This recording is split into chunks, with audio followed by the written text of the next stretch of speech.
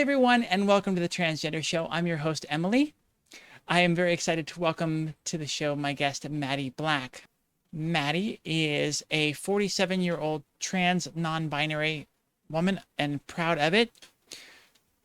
She says her journey thus far has been an amazing roller coaster as every day she comes to understand more about what it means to be herself and find comfort in the freedom of flexing who she is.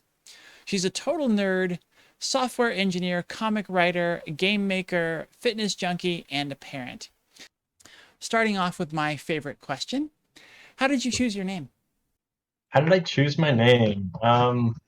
So I had a friend a long time ago, 15, 20 years, who just started calling me Maddie, Matty, because from my original name, my birth name, and I really liked it. I thought it was cute, and when he started calling me that, he didn't know why I liked it so much, but I thought it really fit me, and so I just thought, well, I'll just add an I to it, and that'll be my name. And it just felt so natural, and as soon as I realized that, I played with a bunch of different names, and it just never felt right until Maddie, because you know, I, I I take a lot from my past self and it's brought forward into my new self, and so it just felt like the perfect fit for me, and so that's how I did it. And I used to go by Matt Black, Matte Black, for all of my gaming and all that kind of stuff, and my old Instagram account that was 20 years old or however long that was,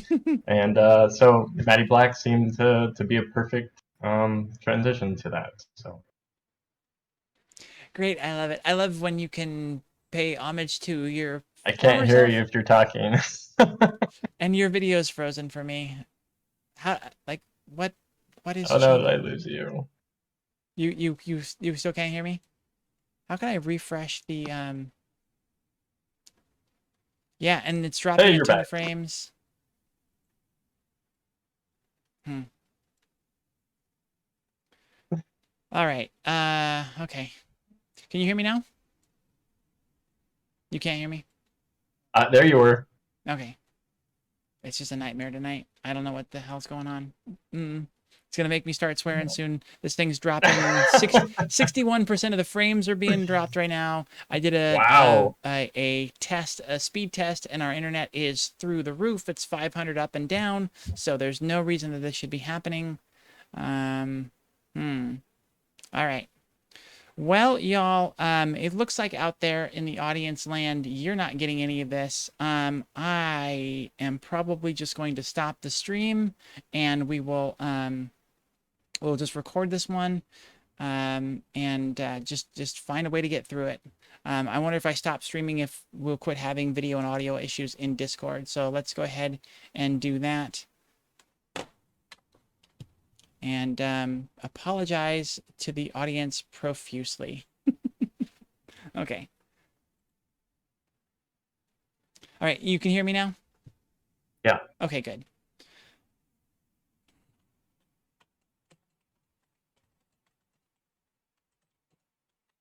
Now I'm paranoid. Are you talking right now? No, I'm not. I'm sending something to chat because I'm stopping streaming. Okay. Okay. Okay. From the top? No, no. We've got an editing team that can come through and find this section and take it all out, and then we'll get back Okay. into it. Okay. All right. Cool. So I like to start, I think, sort of at the end, basically, and not completely, but where you realized that you were transgender and how you were at that period, and then we'll work back to your youth. So when did you realize that you were trans, that that was the term that applied to you? Oh wow. It was probably, I mean, right before COVID, I think, is where I really started, thinking about it and understanding it, and really started researching it and trying to figure out what this was.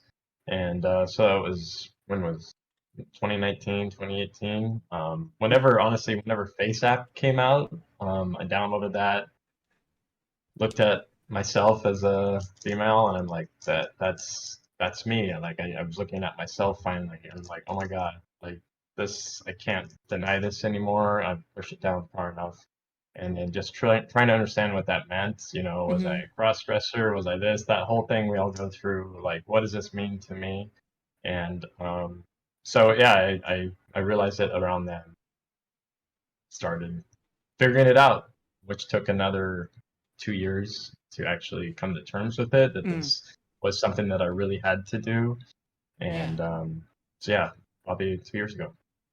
What were some of the steps for you to come to terms with it? Like, what did you kind of have to go through to get there? Yeah, I mean, so I never, throughout my life, I've always had these feelings, but I've, pushed them down and just never, really confronted them and spent time really figuring out what this was.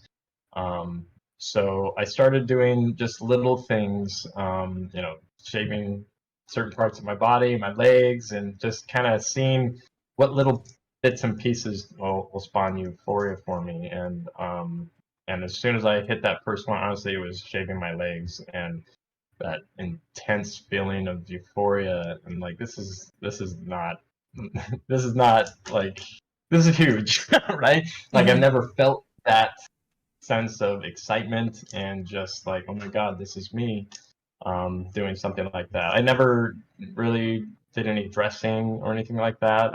I think I was probably too scared to do it. Throughout my history and my girlfriends, I would look at their clothes and like, oh, I want that, but I never had the guts to actually do much about it. So once I realized this, I'm like, okay, I have to, I perused Reddit nonstop and the forums and just trying to figure out like how does this even work? What is HRT and all that kind of stuff. And before I committed to that, because in my head, I knew that, you know, doing this would be, I had kids, I had a job, I just figured it was all going to go away. So I had to be sure that I did anything before I said anything. So got the question, but is that actually? I think we got enough, at least enough of an answer. I loved how you, in the previous answer, you're talking about FaceApp, and that's something that I kind of forget too. That was one of the early things as I was kind Hmm. of coming out and coming to terms that yeah, you play with FaceApp, and it's just like it was so euphoric to see the pictures of myself as female, and yet then it was also kind of in a way discouraging because it's like Hmm. I could never look like that. Oh yeah. And then that's when that's when I kind of started to turn more to Instagram, and I saw the stories of the, the posts of the girls who did before and after, and it's like, oh, if you Hmm. can go from looking like that to looking like that, then maybe there's a chance for me. Yeah, yeah. The timelines of people, I was obsessed with that as well. Hmm. Wow, this can happen, like it just seems so impossible in the beginning. And yeah, I mean, hormones and everything are amazing things. They do amazing things for you. But I think more than any of that, it's the attitude and just how good I felt about myself, that I was actually happy, and that happiness just, it comes out of you. And Hmm. people can see. I think that makes the biggest difference out of anything, actually. Yeah, So, once you yeah. have the confidence to go out and dress and live as you and interact with the world as you, then Hmm. that's how you're perceived. And when you get that feedback from others of you get miss and ma'am and things like that, then that just Hmm. it's this wonderful feedback loop of positivity where you're like, oh, this is really a thing, and I'm finally me. And that's why I love, Yeah. in your bio where you talk about that kind of like progression of learning how to express yourself and to flex that side of you. Yeah, which has, yeah, it's changed a lot since I started. So Hmm. coming to terms and just figuring out what this all means to me. So I'm sure you have a question about that later on. So I'll let you keep asking. Well, you talked about how you'd had feelings your whole life of, kind of gender issues. What are some of the things that you look back on and maybe you didn't know at the time, but now are breadcrumbs that you can trace to be like, oh yeah, I was totally transgender the whole time. I mean, I have pictures of me when I was, 4 or 5, in dresses and whatnot, and I still look back on those pictures. I'm like, oh, I'm so cute, But I love that stuff, and I loved Cabbage Patch Dolls back in the day. This dating me, but Cabbage Patch Dolls came out, and I really wanted one, and instead I got GI Joe and stuff like that. Which at the time I liked GI Joe too, but I really wanted a Cabbage Patch doll, and I did get an easy bake oven, which allowed me to do that in the kitchen, which I'm thankful for my parents and allowing me, they weren't, it wasn't that they were like, this is bad. It's just, I don't think they quite understood it and understood what it meant. Hmm. And, we lived in Idaho, which was, is, very, rednecky. And so things just didn't, there was no existence or concept of transgender Hmm. up there. Other than a joke, So that's what I grew up like. Oh, I don't want to be a joke and get beat up. A lot of the gay people in my high school got beat up and picked on, and I'm just like, well, I don't want that for me, so I'm just going to shut my mouth and follow the line. So yeah, forgot the question again. I'm so bad at this. Oh, no, that's totally fine. If I need to get more answer, then I will probe you again, Okay. or we'll go deeper in a different direction.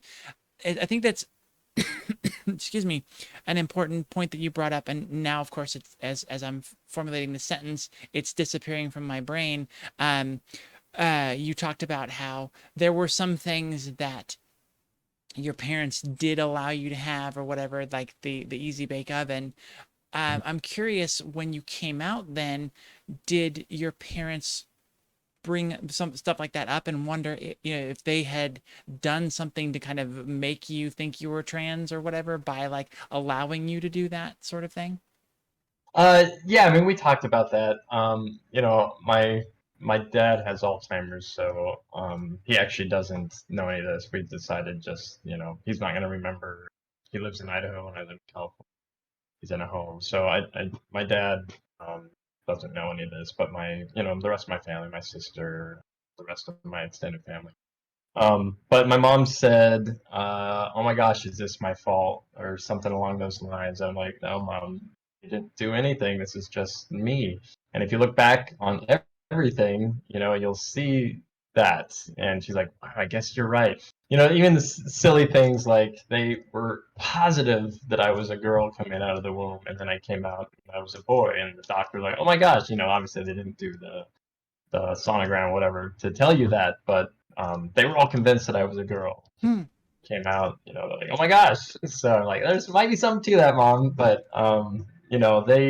they were amazing, and my whole growing up, it was just a different culture up there. But she did start looking at those little cases and go, oh my gosh, maybe yeah. And she's like, well, are you sure this isn't my fault? I'm like, no, it's not your fault. You were great. And then she felt bad that I felt the need to hide it and that I couldn't come out and say it with them, and she felt really bad about that. But again, nothing that she did. It was a lot of my internal struggle, Yeah. and my friends and just the whole thing that goes into it. Like I'm gonna lose everything and become a joke. That's just the continual repeat line of my brain, and just doing everything I can to even my hands or whatever, I tried to just man it up a little bit. Yeah. And, I was never very manly at all. So I always felt kind of inferior, and I didn't really know how to act in front of, other, manly men. All my friends were real nerds and kind of the outcasts in high school. I lettered in band and academics. So, I was one of those that just kind of kept to themselves. And what was Just it that put that impetus in you, that not the cracked egg moment? It sounds like you sort of knew for a while, but what was it that prompted you to finally come out and to fight through those fears and just be yourself? Yeah, I mean, COVID was a huge part of it. Like I said, I did the face app thing, and I'm like, oh my God, what's going on here? And then, I had to keep going into work. So I'm a software engineer, and I work from home most of the time. But I had to go in, and I had a development team. I was a director of engineering, and so that kind of held me back. But so I during COVID I stopped going to the office, obviously, like we all did, and not having to go outside and interact in the way that I've been interacting, it allowed me to just go, all right, well, I don't have to do any of that anymore, so maybe I should like look at this more since I don't have any outside pressure on that. I just, it was a few week process of me just like really, really thinking about it and, living with it and instead of shoving it down like I did all the time. And once I did that, it was like, okay, this is me. And if I want to be, I'm 40, I was 46 years old at the time, or 45. It's hard to remember. But I just like, I can't live the rest of my life this way. Mm. And I don't want to become. I was so scared of being an old man, like that's not me. And so I'm like, well, it's now or never. Either do this now or live the rest of my life. Because I was ready to go to the grave with this. I was how morbid that is, and like it's just to live. And so I was like, all right, that's it. I'm doing it Mm. and did those little baby steps until my wife noticed and kind of confronted me with it. So she's kind of the one that pulled it out of me. Okay. Yeah, that was my next question is okay, so you came to terms with it, realized it's something you've got to take action on during the pandemic, and you start kind of playing Mm-hmm. around a little bit. But sounds like your wife was the big prompt for talking about it and coming out. Um, how did that go, and how did you approach it? Not very well, but so I was doing things like shaving. I pretty much shaved my entire body. We were working out at the time a lot. I'm like, well, I stink less when I don't, and I kept making excuses. But I was doing that to force the conversation. Looking back on it, like, all right, if I do this, maybe she'll notice. And I like I said, I could have sworn I was going to lose her and everything that I had. And so I didn't have the guts to just come out and say it. So as with what my ex-wife, now ex, but we're amazing friends and partners still. But she was always the one to kind of help me find the courage in myself, whether it's anything that I was doing. She was that support system. Hmm. So I'm like, all right, I just somehow need to give this to Mandy to help me get there. And so eventually, she's like, what is going on with you? Like, do you want to be with someone else? Are you gay? Are you this? Are you that? And then she's like, do you want to be a woman? And I'm like, what if I did? And that was it. And she's like, oh my God, are you being serious? And just like, yeah, I am serious. And she's like, okay. And like classic my ex-wife form, she's like, all right, let's get a gender therapist. Let's do this, this, this. She ordered all the books, and then suddenly it became, all right, now it's time to figure this out. Wow, so So she became a champion for your process and got you started down it. Um, what were the conversations like of how you would fit together going forward? we tried. She's like, well, I love you. I don't care about your gender, but at the end of the day, she married what she thought was a man, and that's what she wants. As much as she loves me, it wasn't the right thing for us. Hmm. And I wanted other things as well, but I really wanted her in my life, and I thought that was the only way for us to have a life together is that we have to be, you know Hmm. uh, married still. And but she was amazing. Like I'm so thankful and blessed to have her in my life and what how she handled this. Sure, there were really hard moments. There is obviously with a lot of us, there's a little bit of resentment, some anger from our partners that just don't understand how they never saw it. Because she's like, oh my God, I can't even believe this. Like, is this like happening? Like, I just never suspected this. And then afterwards, she's like, okay, well, now looking back on it, I can see this and this and this, and why you're so withdrawn our entire marriage, and why, this and that. And she put the pieces together, like, okay, it was there the whole time. I wasn't letting it out. Wow. Um, Hmm.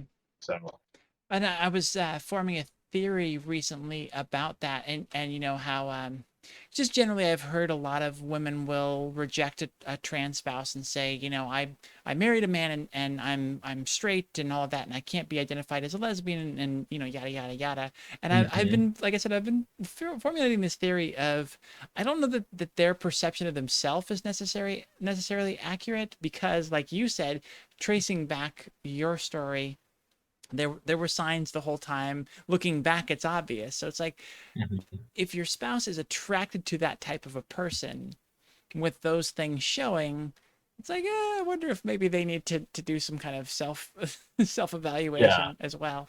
Um, I mean, yeah. I mean, my wife spent a lot of time trying to accept it. Okay, I'm gonna be with a woman now, and it's good, and I love her, and she loves me, and like we can make this work.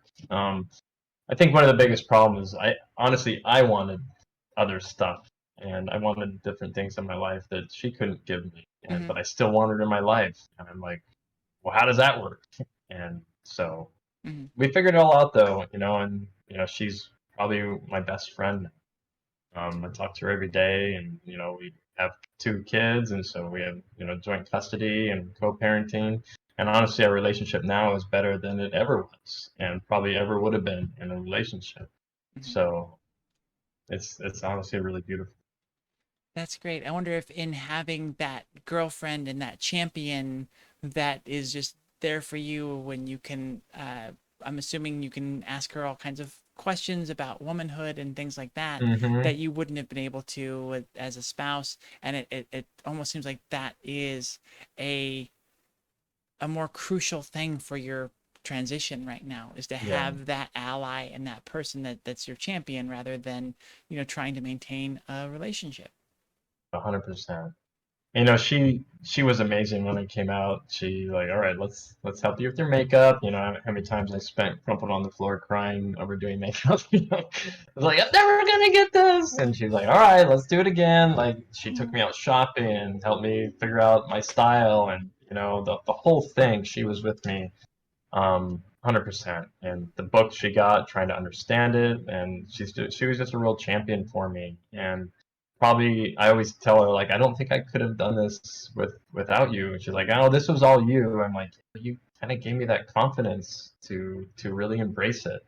And but yeah, it's I forgot what I was saying, but Yeah, no, there and you I go. think that's true for a lot of the people, that they don't understand the importance of the role that they're playing. I've talked to a few parents of young teen trans folks, and just saying, the fact that you're here with them at an LGBT event and you're asking questions and all of that, and you're Mhm. participating in any way, is huge, and it shows a lot of support, and it's great. And so I think there's a lot of, and they were really surprised to hear that it was such a big deal that they were participating and supporting. And I think that's true Mhm. for a lot of our allies out there that are close to us. They don't realize the service that they're paying us by being supportive and just being there for us. So it's like I said, it's wonderful that you've been able to find that in your spouse, and that this, though it broke you up, it didn't cause a complete rift or rejection of who you are. Right. Yeah, that we went through a period where it didn't seem like it was going to be possible. Hmm. We had to break through that resentment, and there's a anger there, on both sides. For I was angry that she was doing stuff. She was angry, and so we honestly had a night where we just like, all right, laid it all out, and we just brutally honest and kind of put it all out there. And after that, it was like, okay, well, I think we're good now. Hmm. And it was like that had to happen. We had to have that cathartic experience of just like being so honest and hurt. Hmm. And that's a tough thing to do, and tough to find someone who you can do that. So, So with having her in your corner, and it sounds like she was the first person you talked to about this, and mhm, you're able to kind yeah. of work through some of those initial like coming out processes. Mhm. What how did you approach coming out in other aspects of your life, at work and with the family? So I started with like my friends that I thought would be cool with it, Hmm. and like, all right, I'm gonna test this out, and they were great, and they just told me they loved me and not to worry, and I'm like, just don't treat me, keep treating me the same. I like to give shit to a lot of my friends, and we have that thing, and I'm like, I don't want that to change. I just, I used to say I am the same person, I just look different, and now that's not completely true, but some of my core pieces are the same. And so I started with people that understood all that, and then I moved on to the hard ones that I had no idea how they were going to respond. And for the most part, everybody was amazing. The dark cloud that I thought was going to come just never came, Mhm. and I thought my whole world would be exploded, and none of that happened. And so after I came out to my friends and people that are close to me, my family, which was a 2 to 3 month process, I would try to do like one a day, and try to contact people individually. And then just like, okay, this is getting too much. So I just said I'm just gonna put it on Facebook, and now everybody's gonna see it. And told them, if you want to contact me, please contact me. I'm an open book, so whatever. And then everybody knew, and then I told my work, and I was convinced, I wouldn't have a job afterwards. I don't know why. You build up these situations in your head that just usually aren't true. Yeah, and And you have plenty of examples out there in the real world of that people that it's happened to. So it's yeah, not completely yeah, unfounded fears, but a lot of yeah, times, yeah, you do build it up and assume the worst in every single part of it. And, I think that kind of leaves you open for some, some happy endings to that. Like you're just like yeah, happily right, surprised. yeah, But, yeah, but when you're on the precipice of that and you're looking towards that and you've built up all these fears, and I don't know what my suggestion is or my advice is about that, but because I know we just do it. But when you finally get over that and you start telling some people and it doesn't go the way you expected, they actually kind of are cool with it or accepting or trying at least. Uh, your perspective on it really changes quickly. yeah, yeah. I found in most cases all the fears never are what the reality is, and so I try to remember that. It's hard to remember that, but I try to make sure I acknowledge that at least going into things. My work was the biggest hurdle for me because I've been with these people at my job for 15, 20 years, so they've known me the whole time, and we jump around to different companies together, and it was a startup which was very client facing, and I was front facing on that side of it, and I told the owner of the company, he's also a good friend, that like I'm worried that the clients are not going to want to work with us or anything like that because they're going to feel weird about it. And he said, if anyone is not okay with this, we're going to fire them. We were just a startup, so like that, him saying that meant, oh my gosh, they're in my corner, and it's all good. And like that was the last thing I came out was my work. So it's beautiful to have those people in your life and that understanding, and to see the bomb that was supposed to explode just turned into being done. Where do you feel you are at currently in your transition? Are you looking towards a lot of big things still, or kind of status quo for a while? Yeah, I when I started this, I wanted everything top to bottom, everything. And as I started going, and again realizing more about myself, and um, that I am non-binary, and that I do like some of the things of the more masculine energy sometimes. Yeah, this is my default. I would say I'm probably 70, 80, whatever. And so I realized that I actually don't want any surgeries, and I want to just, this is me. And which was great because I was also scared of all those surgeries and what could potentially happen. And I'm an old lady, so any kind of surgery at all makes me nervous, and it scared the hell out of me. But I didn't think there was any other way to go about it. And Mhm. as soon as I just kind of accepted myself that this is how I am, and I don't need all that other stuff for my own journey, that it kind of just, everything was done. So I would hate to say that I'm done, but it sure feels like that. My dysphoria honestly is kind of gone, and I keep waiting for it to come back, and like when's the other shoe gonna drop? But I feel amazing, and I don't struggle with the things I used to struggle with, and so I think I'm just the hormones are going to do their thing, and that's kind of it for me. So, but I don't think you're ever really done with it. You're going to grow and keep growing, and but as far as any of the physical or any of those kind of changes, I think I'm done. I am going to probably get the brake shave. Okay. We were. I was in the beach the other day, and just comments like, "Hey, Adam's apple" and stuff like that. It's just like, it still grates on me, and I'm trying to get over if I want to do that or not. But that's probably the only.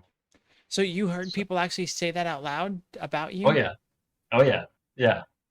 Yeah. So, and I don't like, I didn't let it bother me, but until afterwards, and then I'm like, that kind of bothers me. Yeah.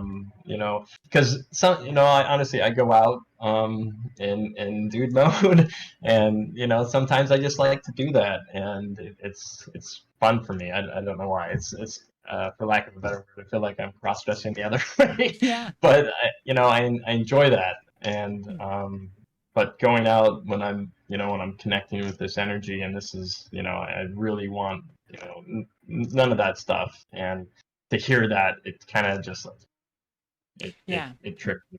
I totally get it. And it's really interesting. I find it's an interesting commentary on our society and the perceptions of womanhood and all of that, where the trans folks that I've talked to who are essentially male to female, but you don't want to go through surgeries or don't have interest in that, or still like to honor some of their masculine side, or do things that they feel are kind of masculine, go with the identity of non-binary. And yeah, I just think that there's something to that, and it's kind of interesting. I think it's more a commentary on our society and the perspective of what you are supposed to be as a woman Hmm. versus the I don't want to say the true correct identity for folks, but it just seems like a lot of people that I interview who identify as non-binary sort of seem forced into that because they're like, well, I'm too masculine or too masculine sometimes to be considered female. So, embracing the non-binary identity. Do you feel that there is any truth to that vague theory I'm putting together? Yeah, I mean, I think that makes a lot of sense, honestly. If you're non-binary, you can kind of do what the heck you want. I mean, like whatever feels good to you, but Yeah. it kind of takes away that pressure of, well, I need to do this and I need to be able to pass and all that kind of stuff. I mean, for me, like I was never a masculine man. Um, I don't feel that I embody either gender really. Like I'm more femme than I'm masculine. Mm-hmm. But for me, it was just about, there's some strength that we get from both sides, and realizing that I can pull some of that power, but some of that energy into this to give me more of a whole picture of what I truly am. Yeah. And so I don't think that I'm a woman or a man, or I don't think that I'm not anything. I just feel like me, and I don't really know how to explain it. And non-binary seemed to make the most sense, to me. So that's kind of where I landed on it. Yeah. It wasn't any part of like, well, if I'm non-binary, then I can get away with things. It was just like, no, I want both. Sometimes I want more than the other. But like I said, I was on a track to do the whole thing, and I'm glad that I didn't. I'm glad I took my time thinking about that. Mm-hmm. 'Cause I probably would have made the wrong decision if I would have done it right away. And I guess that's why it takes so long to get through this. Is yeah, I got to be sure. But um, it just once I figured that out, it was just like this sense of peace that came over me. Like, oh, I got to pay attention to how I feel deep in my heart, and not worry about what everybody's gonna think or this or that, or that it's weird, or like, well, you should be a trans woman or a trans whatever, like, and it's like I'm just me, so let's just go with that. I don't really want to put a label on it, honestly.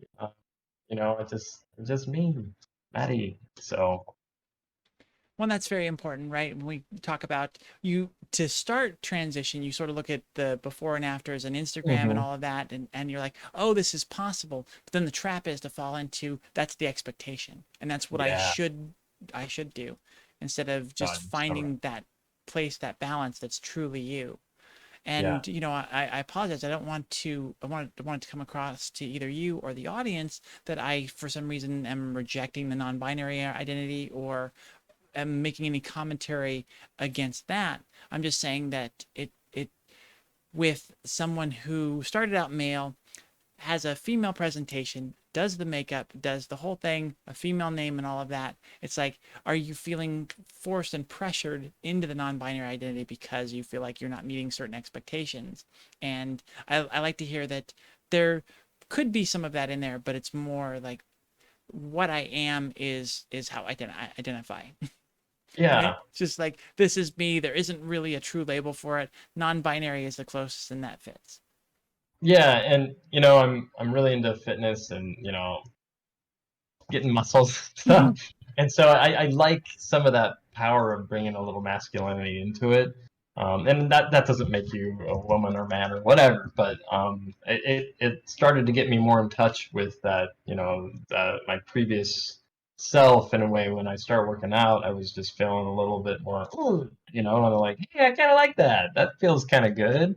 I don't want it all the time, but let's play with this a little bit and see what it looks like. I dressed up when I was trying to figure this out. I dressed up in some old clothes, and I went into the men's bathroom. And like, okay, what does this feel like? And I'm like, this doesn't bother me at all, but it used to, so I'm not sure why. And so I'm like, I really have to dig into this. And I spent 2 or 3 weeks just kind of sitting with it, and I came out the other end, kind of with like, oh my God, that's it. And like I said, at that moment, everything else went away, and it was just like it makes total sense. So I love anything that erases the dysphoria and makes you feel just completely like you and yeah, accept yourself. yeah, yep, it's a beautiful thing. Yep. We talked a lot about fears. We've talked a lot about, how far you are in your process. We also talked about how your goals shifted. That's another big question I like to ask as you moved on. And it seems like all of those goals have dropped away. Hmm. Um, Which, yeah, I don't know where you're going with that, but it's allowed me to focus on the things I really can. Like I was consumed by my transition for a while, mhm, and it allowed me to put the energy towards the things that my passions of really what I really want to do, instead of I guess, for lack of a better term, I can just live now mhm. without really thinking about it anymore. And I thought that was going to take years and years and years and years, and for some people it does take years. Everybody does this differently. But that feeling of like, okay, I can just, this is me, I'm cool with that, and now I can just do the things that I want to do, and as myself. And so I don't know what the question is. No, that was just a comment that you dropped in, and that's perfect. I love it. Do you feel there's anything that you've been able to accomplish because you're trans? Hmm. Yeah, I mean, I think it's more that realizing that I'm just me, and am I allowed to swear on this? Sure, yes. Um, that I don't have to give a fuck. Like, I'm already gonna be the trans person in the room, so getting used to that feeling, that awkwardness that we all go through, experiencing and learning that, and overcoming that, and just like, okay, to them, I'm already as weird as I'm going to get, right? So what the fuck matters? I can do anything that I want, and it's kind of, I mean, and I mean that, like, I can embrace whatever I want. I don't have to be embarrassed about dancing or this or that or this or that. Everything that I used to corral myself in, because I didn't want to come off as that weird person. Hmm. But to them, I'm already the weird person, even though none of this makes you weird.